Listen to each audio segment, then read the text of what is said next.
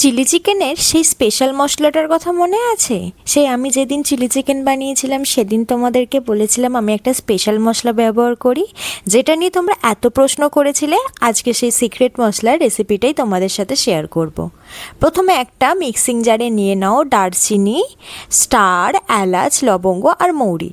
তোমরা যতটা পরিমাণে মশলা বানাতে চাও সেই অনুযায়ী সব উপকরণ নেবে।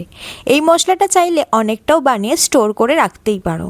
আর একটা কথা, আমি কিন্তু কোনো রকম ড্রাই রোস্ট করিনি, কারণ আমার মনে হয় ড্রাই রোস্ট করলে আসল ফ্লেভারটা নষ্ট হয়ে যায়, আর আমাদের এখানে মৌরির ফ্লেভারটা একটু দরকার ছিল, তাই যাতে কমে না যায় তাই ড্রাই রোস্ট করা হয়নি। এবার সব কিছু ভালো করে গুঁড়ো করে নাও। যেহেতু ড্রাই রোস্ট করা হয়নি তাই পুরোটা একদম মিহি হবে না, তাই একটা ছাঁকনিতে ভালো করে পুরো মশলাটা ছেঁকে আসল গুঁড়োটা বের করে নাও। ব্যাস, তৈরি হয়ে গেল আমার চিলি চিকেনের স্পেশাল মশলা। আমি এই মশলাটাই সবসময় চিলি চিকেনে ব্যবহার করি।